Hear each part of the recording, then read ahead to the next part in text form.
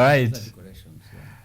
At KUTV Kenya, at Richard_Kenya, hashtag Biashara Tuesday. Remember to always give us feedback on social media platforms. We'll be sure to interact with you. We are streaming live on KUTV Kenya's Facebook page, so do hit there and give us some of the questions, of course, that you might have. Remember, the conversation we've been looking forward to this morning is with the spokesperson of the government of Kenya, that is Colonel Cyrus Oguna, MBS. So we'll be taking a look at some of the things that the government has been doing and indeed should be doing to help the youth and the development agenda, as we also try to look at the Big Four agenda by the government, generally what the government is putting in place to ensure that we are moving forward as a nation, but especially as the youth. So do give me your questions. Kama uko pale mtaani and you've been involved in some of the the efforts by the government, Kazi Mtaani, some of the youth development funds that you've been able to access. Tell us how you did that, and so we ensure that you're giving this information out and complementing what the spokesperson will be sharing with us this morning. But so that I don't preempt so much, let me just welcome him to start, and we can get to start this conversation. Karibu, sir. Thank you very much. Welcome to our studios. Thank you for inviting me to the show. Right, I'm glad to have you. Thank you. How's been your week? The weekend, Monday? Been a busy week. Yeah. Obviously, remember the whole of last week we were in Kisumu for the Afri-Cities. Right. And the conversation that you were having with the previous panelist about climate change crisis. Mm-hmm. It is among the issues that were being addressed last week, and I'm glad that the conversation is going on, mm-hmm. because we must be able to address the issue of climate change. Right. Why? Because according to statistics that by the year 2030, over 50% of our people will be in urban centers. Mm. Talk about Africa, we're talking about over 1 billion people in urban centers, and therefore these small cities, the intermediary cities, must be prepared to deal with that large number of people. Right. Yeah. So climate change is a conversation that we must continue to have, mm. in order to be able to to save our planet. All right. Mm. So everything is, of course, being taken care of in that regard for the future. Every conversation is relevant. Climate, health, education, all of those part of SDGs as well, and also part of the focus of the government of Kenya in trying to get us a sustainable future into 2030. Now, sir, the government speaks to us through you. And that is easy for the government to do so. Is it also easier for us to speak to the government, and how have you been promoting public participation for the public and also in service delivery? Well, the government speaks to you through me, okay. Indeed, but also speaks to the government through me. Okay. So that is why I'm here. But beyond that, of course, the government has been able to establish various structures and various channels to be able to let the people speak to the government. Among the structures that have been established include what would normally be referred to as the Ngao system. The Ngao system is a structure that begins from the grassroots. You remember the citizen chiefs, the chiefs, the DOs, now the assistant county commissioners, and the DCs, now the deputy county commissioners, including the county commissioners. Now that structure is a structure that is connected very closely with the people on the ground. So it is a structure through which people communicate back, mm-hmm. to the government. Of course, there are also other platforms that have been created for the people to speak back to the government.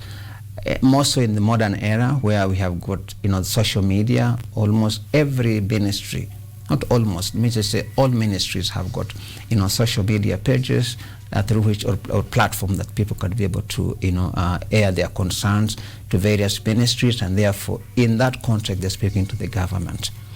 Additionally, even ourselves, we can probably say maybe when they do that, the response may not be as instant.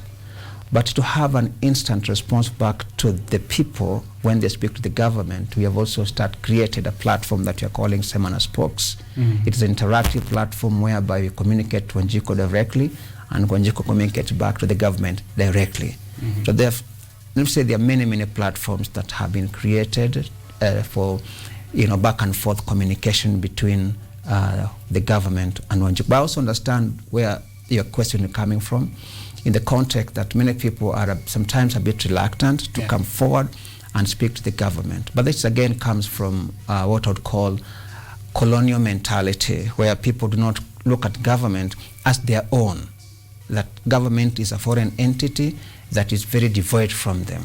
But when people begin to understand that really this is a government that they are the ones who have installed, to the extent that this government actually is their government, and therefore they should feel very free to walk into any government office and air their concerns, of course following the necessary protocols that have been put in place, so that we do not necessarily, throw away the protocol that you just walk in without an appointment. All right.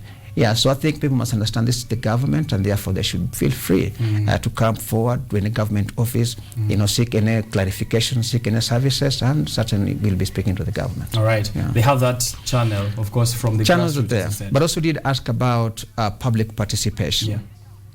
There are many layers, levels through which public can participate. Of course, what I've spoken about through the established GAO system, through myself, but at the same time, depending on the issue, if it is an issue, let's say about road construction, there will be those that will have impacted, or any policy that the government wants to roll out or deploy.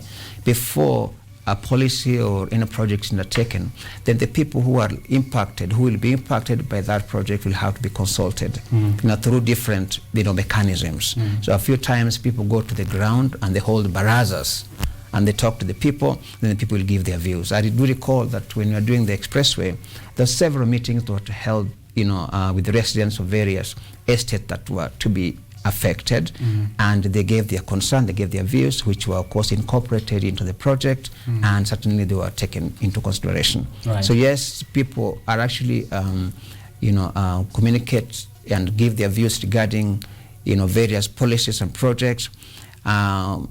Beyond or beside that, of course, whatever policy or project, there'll always be, again, like I said, ministries have got their social media platforms, and they post various policies there so that people can be able to respond to them. All right. But I'm aware that not everybody is in the social media space. So for those policies that are posted, bearing in mind that not every Kenyan is in social media space, such policy will be given to the GAO system to be able to address with the people. Yeah. All right. You've mentioned social media, and I think that's become quite a force recently. I know that Kenyans who've not been able maybe to use the channels, as you've mentioned, that are there available for them to access the government or to freely speak to the government, have sometimes turned to social media to raise some of these concerns. And we've seen the scenarios where that has been a positive influence on how decisions have been made, and it has reached to the higher, higher levels of government, and decisions have been able to be made. I know you have been sometimes you've been on the crossfire over on social media, and as you told me earlier, that's part of the job. Are there means that I know you've mentioned also that there are social media platforms. You have a spokesperson of the GOK social media platform or page where you also communicate through. The challenges, however, that arise from social media, has the government found ways to combat these challenges and also thrive through them? Of course, we must also appreciate that advancement in technology has brought in, let's say, has created an environment where almost everybody these days is a journalist. Yeah. Almost everyone is a journalist, and some of these people do not have what we call, clearance. In the sense that for me to communicate, before I can release something to the public, it must go through several levels of clearance, right? And we look at it in terms of what impact would it have before it can be released to the social media space.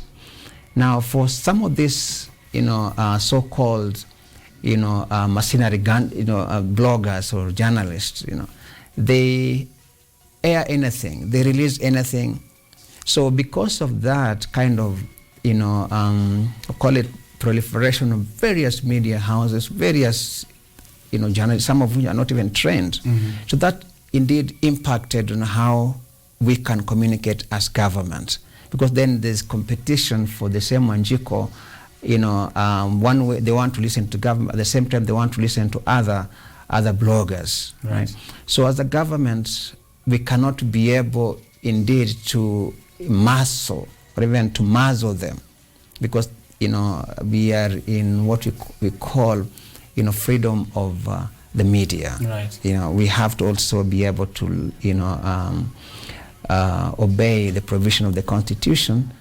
But what we try to do, therefore, as government, is to consistently keep on providing accurate and verifiable information. So we keep on advising our people not to pay too much attention to some of these, what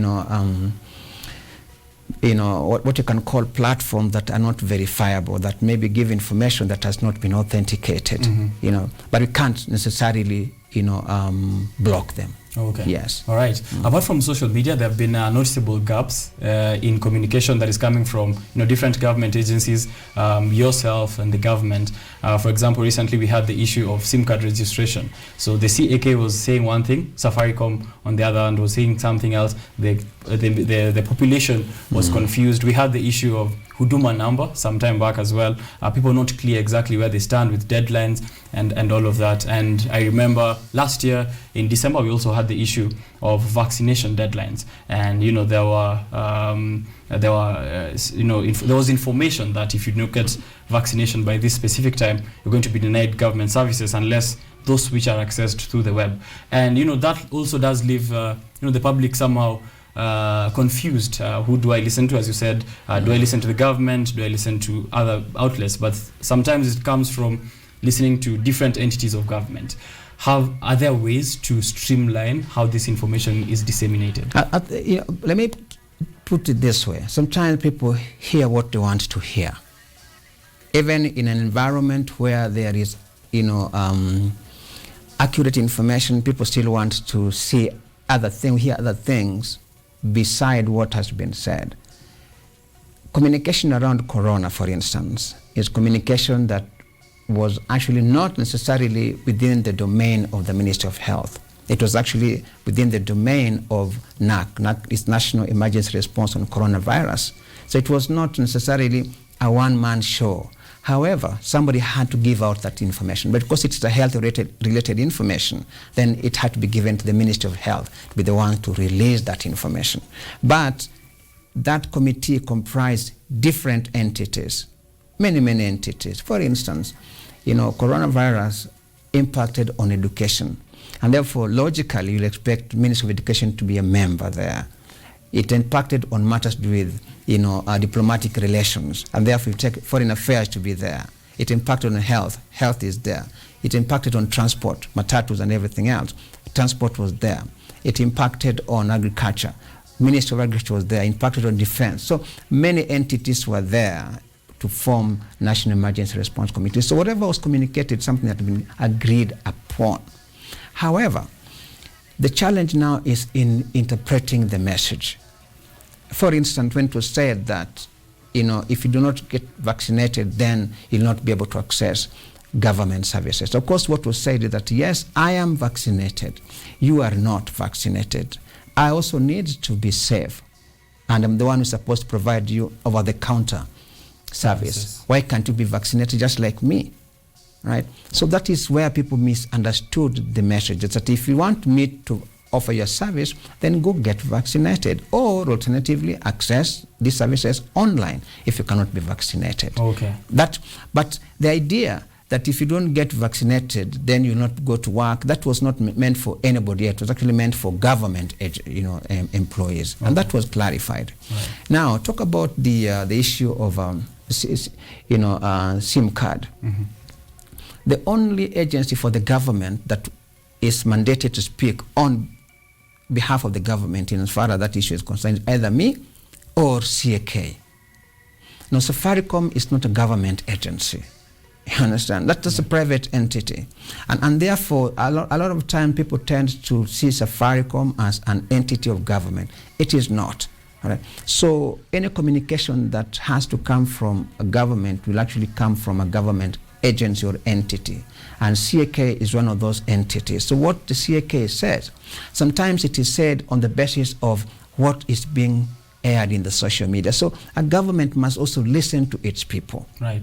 So when some deadlines are adjusted, it is not because the government is not necessarily very firm and decisive, no. But like I said from the very beginning, this is your government. It must listen to you. So when a government listens to concerns of the people, then of course other measures or changes must be incorporated or introduced for the benefit of the people. And that should be a good thing. It's not necessarily that the government does not communicate with one voice. Actually, we have a government that speaks with one voice. We talk about one government, one voice. All right? It does not mean that only one person will be speaking when you talk about one government, one voice. But what it means is that whatever is being spoken by whoever it is has been agreed upon. All right? So the government, compared to previous regimes, this government has been speaking with one voice. So one cannot compare this regime with the VOK regime. For those, some of you may not know the VOK regime, when KBC was the only Baba na Mama station that was available. Right, all communication through that. The government used to communicate through that, and everybody else was communicating through it. But these days, we got all these, different media houses that are there, all right? So, again, the government's communication is sometimes, not overshadowed, but a few times undermined by these other communications within the system, the noise within the system. And a few times, people tend to listen to the noise within the system. And they tend to believe that. When telling them, this is your government, believe and listen to what your government is telling you. All right. That's the most viable and the most accurate. All right. Yeah. You're one of the people we listen to a lot about some of the development projects that are going on. I think maybe we should move a bit of this conversation there, since that's also one of the main focus we have here this morning. And you've been a great champion of things like Kazi Mtaani, which is offering job and opportunities for the many unemployed youth out there. There's development projects like the Nairobi Expressway, which has employed thousands of youth, and other infrastructure or otherwise projects that have been set by the government. However, some of these solutions feel like band-aid. You see, Kazi Mtaani, we come and do this for a few weeks and then go back and then wait for a few more weeks to do maybe something else. Are there permanent solutions maybe we might not be aware of, or the government is working on, to curb this issue of unemployment, which has led to very many other issues, which I may not get into all of them, but are there permanent solutions to this issue? I think it is important to look at this issue of unemployment in the right context. And the right context is that it is not a Kenyan issue. It's a global issue. For instance, realistically, there is, or if there would be very few countries that have completely battled unemployment of the youth globally. Why? Because the way population grows is different from the way an economy expands. Right? Population grows quite fast. What you can talk about geometrically, 1 into 2, 2 into 4, 4 into 8, 8 into 16, 16 into 32. Of course, that is how people procreate. Yeah. You understand? But economy grows in 1 plus 1 plus 1 plus 1 plus 1. So by the time the population growth has reached there, the expansion of the economy is still here. So what then must we do to create opportunities that will be able to absorb all those people that are coming out of colleges, coming out of universities, those young men and women? We do that by ensuring that there are several empowerment programs in government. All right? I'll mention a few of them. But I think it is important for us to appreciate, really, that as a government, we are really concerned about the rate of youth unemployment. We are concerned, all right? Even though most of the youth don't feel like it. Don't feel like the That's why government I'm here, to make them feel like it. The government is doing so much really to ensure that the unemployment gap is actually reduced, so that a few may be out of jobs, but majority should be getting jobs. Okay. Right? And some of these jobs may not be what the youth actually expect them to have. For instance, they'll not all be formal jobs, in a suit and a tie and somewhere, right? So the empowerment program the government has been able to roll out and actually aimed at giving the youth an opportunity to also not just self-employ, but also employ other people. So they move away from being job seekers to becoming job creators, right? And the number one program that the government has there is to give youth money to start up their own enterprises. So there's the ways of fund which the government has given out to help the youth to start up various enterprises, right? That's one fund. There is also the Youth Enterprise Development Fund, which also is there to help the youth to be able to get skills, and if they're in business, then they can be given some jumpstart to start, if the business is maybe ailing, to, give it a new lease of life, right? Then, that is now giving fund, but there's also what you're calling AGPO. Many people do not really understand the AGPO, but this is access to government procurement opportunity. What does it mean? That in every ministry, the government has given every ministry 30% of a budget, of their budget, that is supposed to be dedicated to the youth, women, and people living with disability. In which case, therefore, if you go to any ministry as a young person, then you'll be able to, engage in either procurement or supplies to that ministry, and that 30% of that budget for that ministry is actually supposed to be used to pay you. Many of our people do not know this. Right. Is that an issue of information gaps? It is. Well, let me put it this way. And all the youth that are listening to me, I'm asking them to bear with me. But you see, there are many young people here today. Yeah. Others are listening from wherever they are. If you go and ask them to put all their mobile phones here on the table, here, yeah, and check what site they've been able to visit for the last 1 week. You're saying none of that will be youth even you development? today, if you put your mobile phone here for the last 1 week, either right, it will be Manchester City and Liverpool, or some new, trendy thing, something trending. Basically, we spend 80% of our time on entertainment sites. Only 20% on sites that build, that enhance our intellectual capability, that makes us be aware of the new trends in as far as certain opportunities are concerned. All right?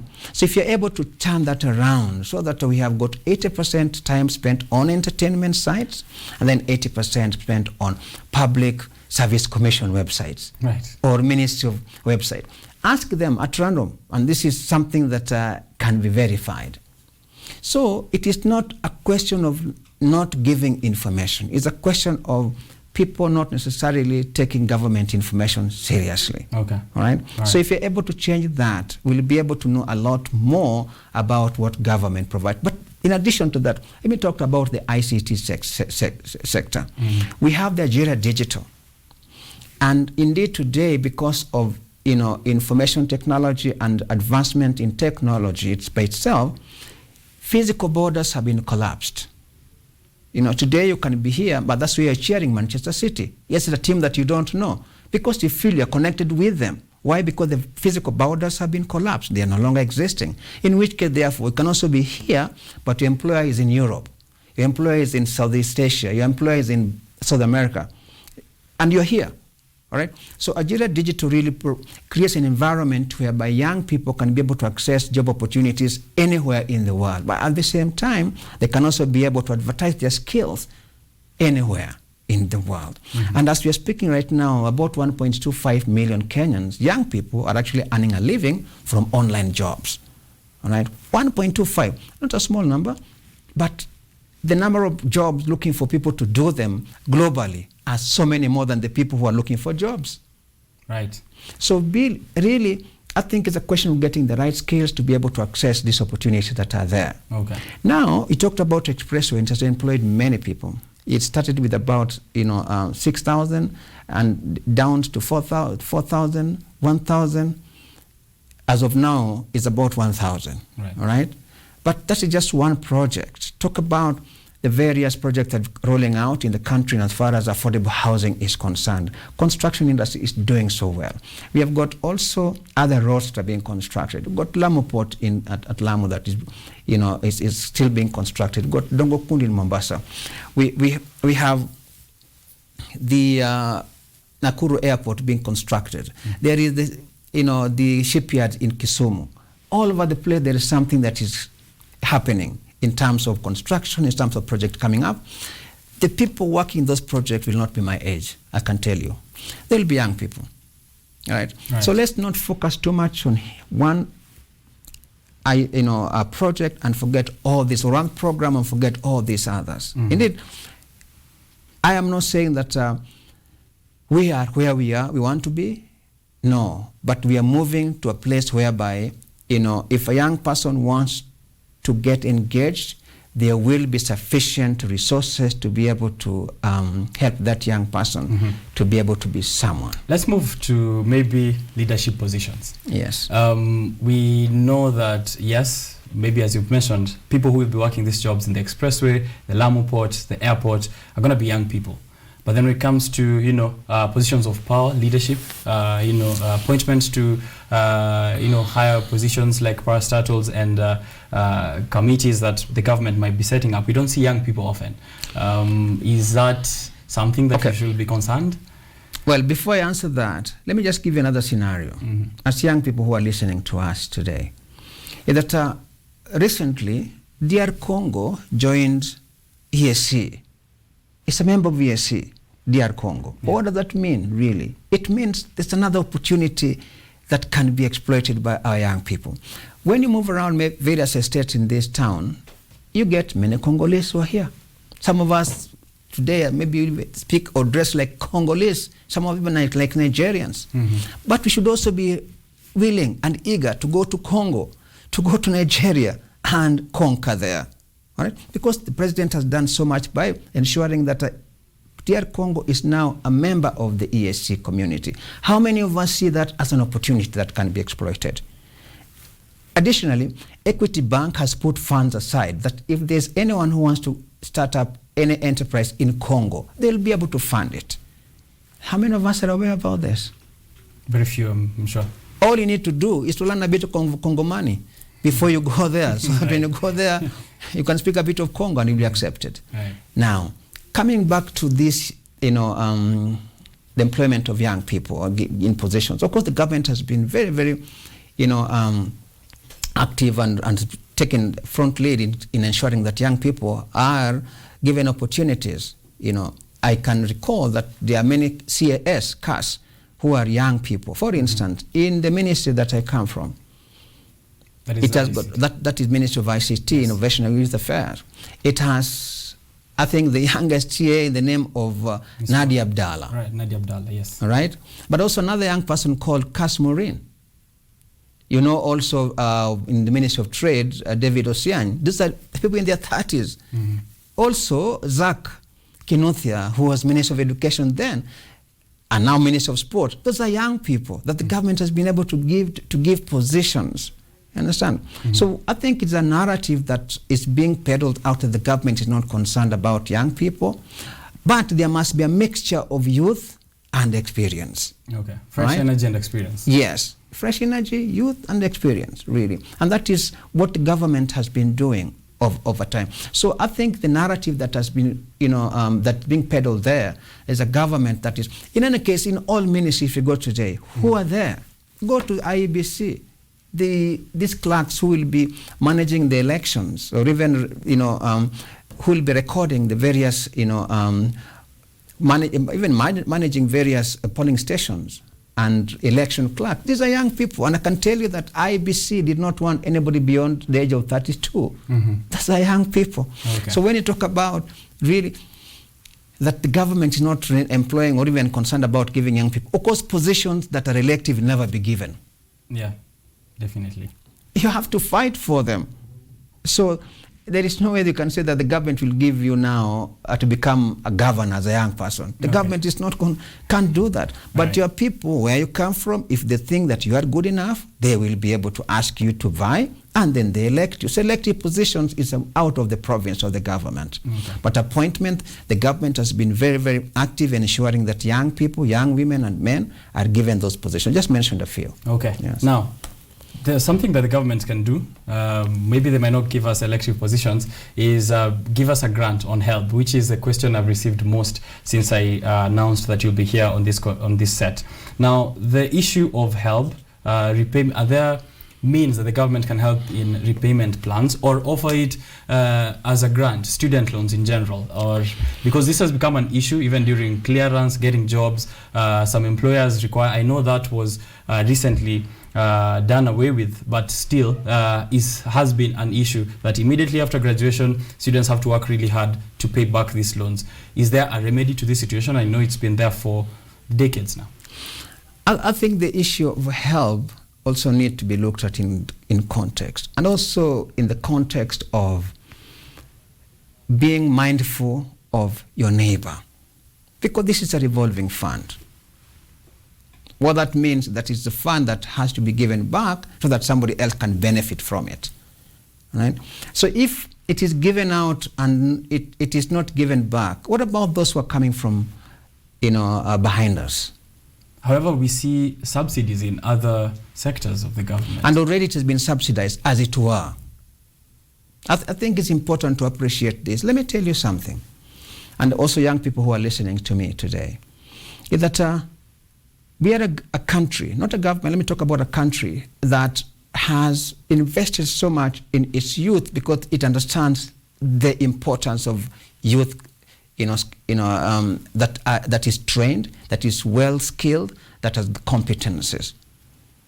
It has done so much and trying to empower the youth through various programs, to the extent that if you walk anywhere within this region, there is no country, I can tell you that without batting my eyelid, of a country that invests so much in its youth than this country, right?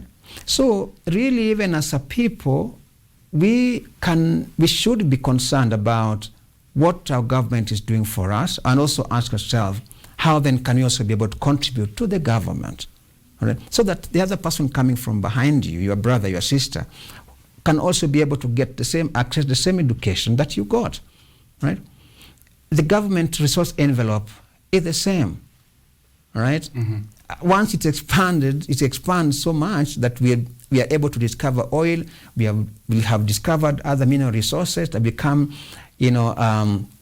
a resource-rich country, then maybe that can be considered. But as of now, I think even as young people, it is important for the media that you are also to be able to encourage these young people that yes, what various conditions that were there before have been sort of relaxed, but it is important for a young person, really, that when they come out of college, that they're able to secure some employment, get in some business, and be able to pay back that money, as opposed to it being a grant, which then would mean that it just the government, and there's so many grants that were being given, perhaps people don't know.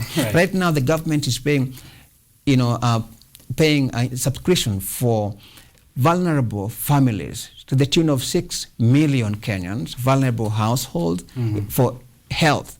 But that money has to come from somewhere. Okay. If you look at even the pump stations, we still subsidize our pump stations in terms of the cost of fuel. If you look at today, we talk about education, we are talking about 100% transition. But what does that mean? That anybody must access education. Who pays that? The government. We may not be aware, my brother, that when there was exams about 3 months ago, many parents did not even know that the exams were there. Not aware? You're not aware because they no longer pay exam fees. Oh, right. But when they're paying exam fees, they would be concerned that, I have not paid this. But this time around, many of them are not even aware that exams were on. Why? Because somebody else had taken care of the exam fee for them. Who is this somebody else? You're saying the government. The government. So really, there's a lot the government is doing that we also need to appreciate. But as young people, I understand, I hear what you're saying, but also saying that, education that we acquire at the university is not necessarily designed to give us jobs.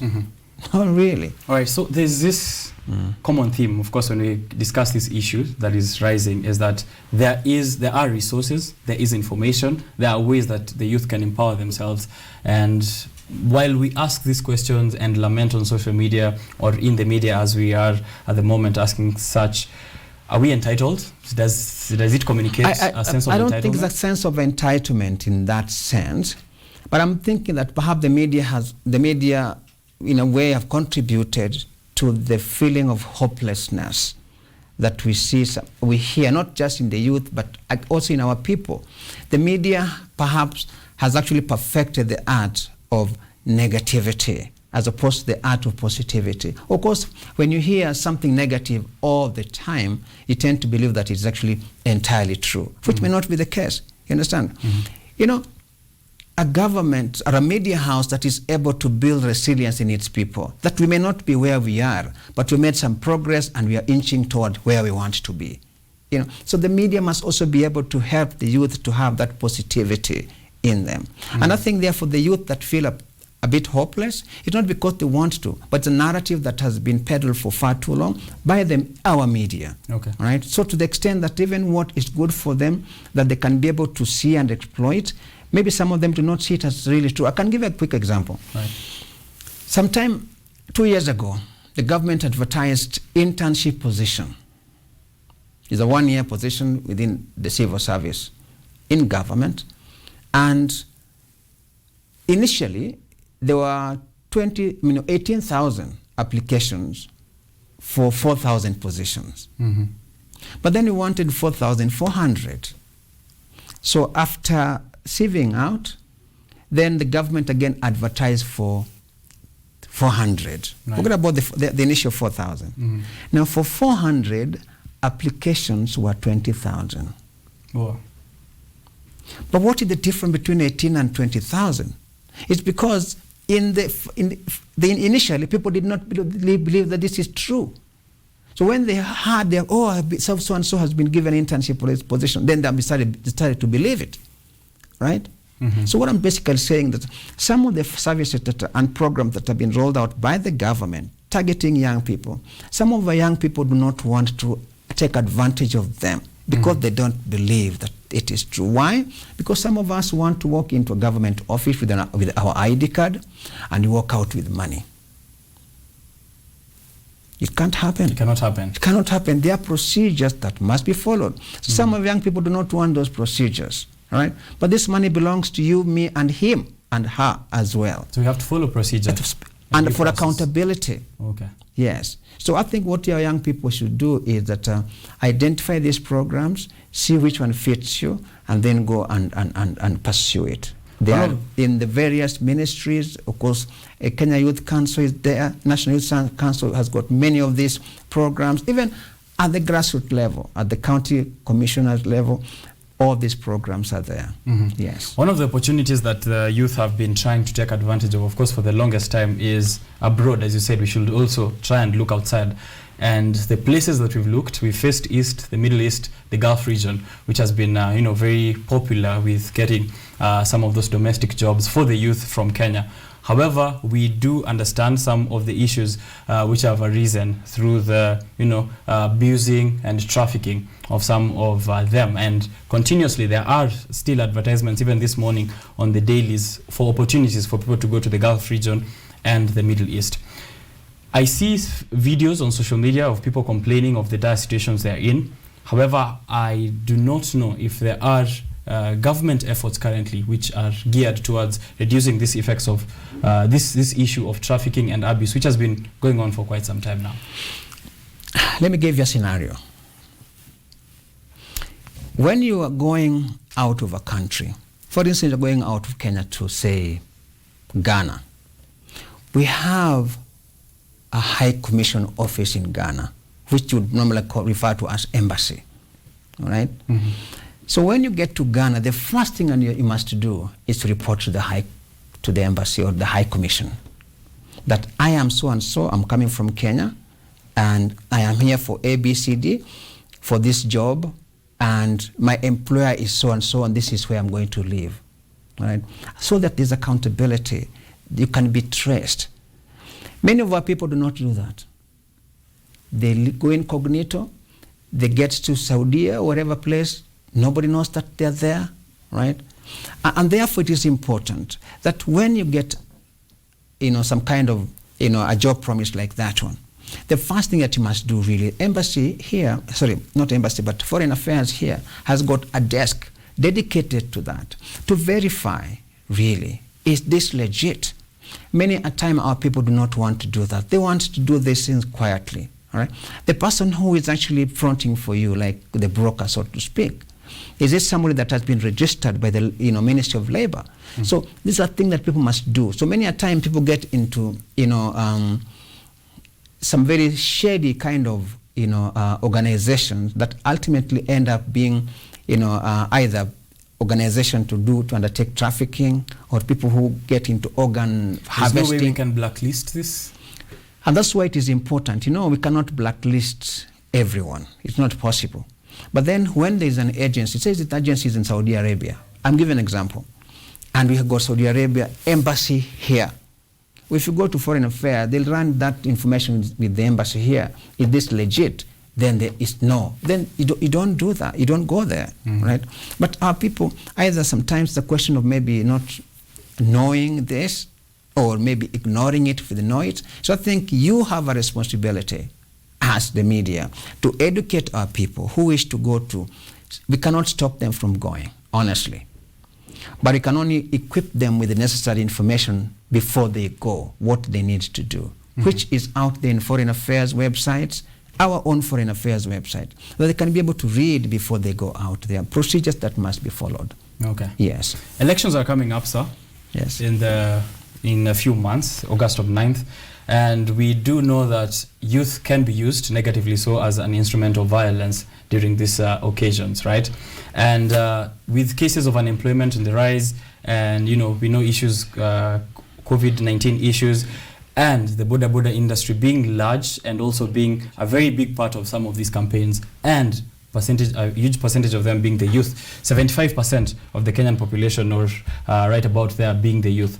Are there now means the government is setting up in place? I know that the government is focusing on the elections, but we can't ignore the fact that the youth might be used as instruments of violence. How is the government going to curb this? Good question. When there is any kind of violence, the people who will participate in it largely will be the youth. There'll be the victim, there'll be also the perpetrators, right? But there'll be somebody who is the sponsor, who may be very far away from there. This sponsor, it be a politician or maybe somebody wealthy enough, also has got children. And none of his children will be participating in this. So what are we doing as government? First of all, is to educate the youth about the importance, first of all, of having self-decency and dignity as a youth. Why am I saying self-decency and dignity? Because some of them participate in this chaotic situation because they've been given 100 shillings, 200 shillings to cause chaos. But for what benefit? And some of them, of course, get injured. Others even lose their lives. Is it worth losing a life because of 200 shillings? Or even 1,000, because by the borders here, they are given 1,000 shillings to disrupt various rallies, for that day. But you are worth more than 1,000 shillings. So what the government has done is to create, platforms to talk to the youth. One of the platforms is called Kikao, whereby you go to various areas. The police have been able to map out areas where violence normally, based on past experiences, would erupt, to talk to the young men and women in those areas so that they can be able to understand the importance of voting peacefully and what it means to participate in chaotic situation that may then foment violence. That is being done. But also working with various other agencies, like the church. We are working with various NGOs to help in terms of educating the masses to be able to ensure that this elections is going to be peace election bila norma. Okay, so that is happening. The government is on top of this, and the bottom line is that the youth who, like you said, are the majority, must be able to understand that at the end of the day, this is their country. And nobody else will build it except by themselves. Right. If they destroy it, nobody will come from outside to destroy it. It will be destroyed by them. But after they have done that, nobody will come from outside to be able to construct it. They'll still be able to construct it themselves. So who is this that burns his own house because you've been told to burn it by somebody else, a neighbor who, yours is grass thatched, the neighbor is concrete, and they're telling you that, torch your house. Right. You must really be somebody who, I don't know which word to use, but we're telling them that it does not matter your social circumstances as of now. Tomorrow will be better than today. Whatever house that you could be having, please take good care of it. Even a journey of 1,000 kilometers starts with just one step. So you may not have that big house that you aspire to have, but work towards it. But you must start from somewhere. So the message to the youth is that these elections, even election bila nini? Bila norma. Election bila norma. Yes. Ile norma ingine tunaona saa hizi inafanyika in places like Laikipia and Baringo County, and I know you've been in the security space for quite some time now. You're well versed in these matters. However, during the examination period that you just mentioned, there were still insecurity cases where some students had to sit exams elsewhere, and this is still persisting as we head towards the election, and we are rarely hearing any solutions being offered by whoever is campaigning in these regions towards security matters. As someone who's been a security head and maybe still is in touch with that particular sector of the government, are we ever going to permanently solve this issue of insecurity in some parts, regions, happening between communities? Or are we leaving it to the communities to solve it for themselves? The government, as it were, is actually on top of things, as of now, really. Especially the issue of Laikipia, you don't hear anything now coming from Laikipia, as of now, not even Baringo. If there's skirmishes, minor skirmishes, this, of course, Laikipia, Baringo, and also areas of Marsabit. All right, those are areas that the government has actually been able to deploy an additional security personnel to be able to, quell, any issue of animosity. But these are again animosity that coming from neighboring communities, right? And what the government is really doing is to ensure that whatever is the cause of conflict, for instance, areas like there used to be conflict between Isiolo and Garissa on the basis of pasture and water. The government is constructing strategic boreholes where now water can be available throughout, so there's no point of hiding for that water and pasture. And you can see now that that conflict region has stabilized. In the issue of Moran in Laikipia, again, is an issue that it is about communities, farmers and pastoralists, again on the basis of of the biting drought that has been there over a period of time. What the government has really done is to ensure that there is a buffer zone. People who have got livestock sometimes invade areas where people have they are farmers and they've got farmlands, right? And to ensure that that does not happen until there is sufficient rain. So we have got a buffer zone somewhere that the government is actually ensuring that there is no crossing over. As of now, it is quiet, and we hope that it will stay that way. Okay. When you go to the area of Baringo, again, Baringo issue is a cultural issue. And cultural issue, how do you deal with it? Through accessibility, opening up of such areas through education, through road network. And that's what the government is doing. Culture in what sense? They have got, this cultural practice that you cross over to another community to be able to steal cattle, and then you expect the other community for reprisal or maybe revenge mission. So it's a ping-pong kind of situation. So way to deal with that is to open up that area for development through education as well as or accessibility, because when roads have been constructed, then there'll be other people coming from other communities to go in there and engage in other forms of businesses, enterprises, and because of new cultures that will be coming in, certainly the archaic culture that currently being practiced there will certainly be undermined and it will be a thing of the past. Okay, so it's a step-by-step process. It's a step-by-step process. Okay. Right. One of the last things I think I want us to touch on, being the Big Four agenda by the government of Kenya and also Vision 2030. The youth want to be involved. As you said, do not, maybe to just quote someone else's, do not wait for, not ask what the government, your country will do for you. Ask what you'll do for it, right?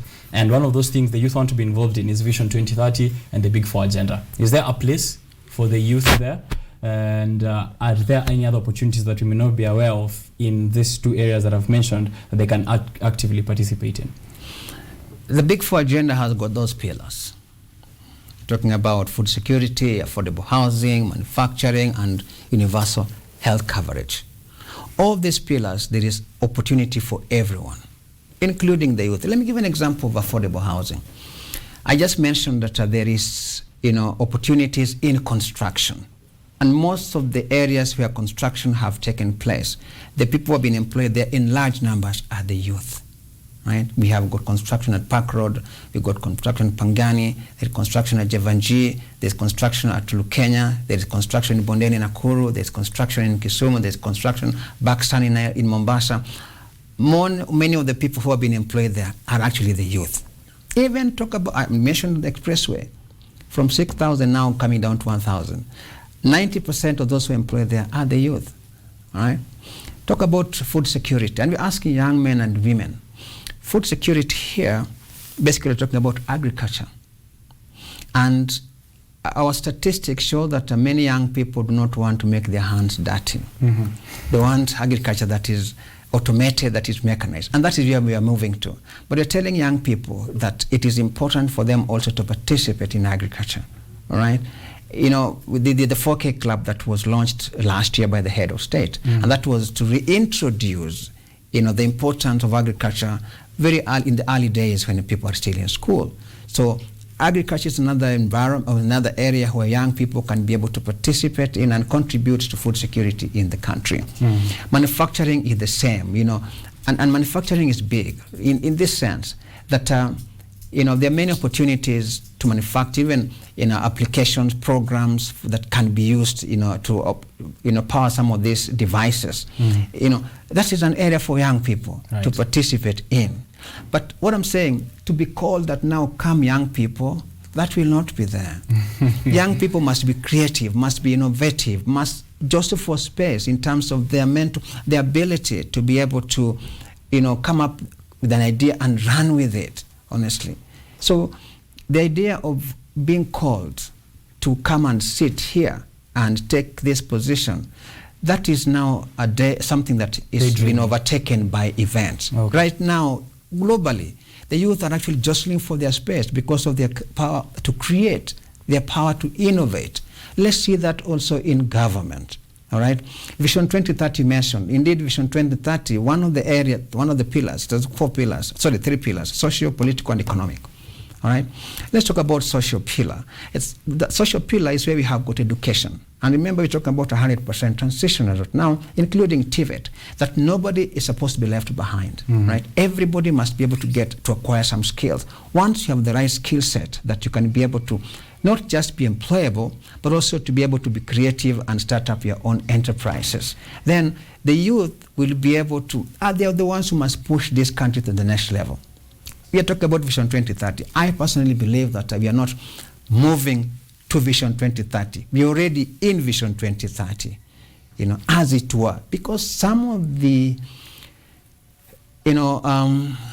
factors that were meant to have been taken in or even achieved in Vision 2030, we're already enjoying them. For instance, the SGR is there, Nairobi Expressway is there, Lamu Port is there, Isiolo Airport is there, 100% transition has been achieved. So we're not waiting for Vision 2030 as a boundary that we are going to cross over. Working in it. We are already in it right now. Okay. All right? So the youth must be able to identify all these opportunities that exist, really. And I'll say it, and it may not be popular, which is okay, but waiting to be told that now come and sit here and begin to innovate, that will not be there. All right? The youth, having been given the necessary competencies and skills, the youth must be aggressive enough. Okay. And aggressive not to attack people in the highway, but aggressive in terms of creativity and innovation, to come up with things that can be able to like what you can call the mustard seed that is able to grow to become something that outlives them or outgrows them. Right? Yes. Okay. As they say, necessity is the mother of all inventions. So push yourselves and just look for some of those opportunities that are around you and take advantage of them. Thank you very much for having this conversation with us. Maybe lastly, a personal question. How is it different now, you being a spokesperson of the government of Kenya and back then when you are with the Defense Forces? Is there a shift in how you speak for yourself now? Well, there would be a shift, and the shift is on the basis of the number of issues that you have to deal with. All right. In defense, it was very specific, issues to do with security. All right. But as government spokesperson, then it is beyond security. All right. As you can see, we've spoken about a number of issues: youth, welfare programs, economy, security, which again is beyond what the military would be dealing with. All right. So that is the only difference. But otherwise, all other areas is basically a question of management, which is pretty much universal. Okay. Yes. Thank you very much. That was Colonel Retired Cyrus Oguna, the spokesperson to the government of Kenya. Ensure that if you missed any bits of this, we had really important details that we have just discussed. We'll be uploading it on our YouTube channels at KUTV Kenya. We've also been streaming live on your television stations as well as on our Facebook pages. Do leave your comments there. We'll be able to answer as much as we have learned. Of course, asante sana, and relay our regards to the government of Kenya, and have the great rest of the week. Thank you so much. All right. Biashara Tuesday, taking a short break here. #Biashara Tuesday at KUTV.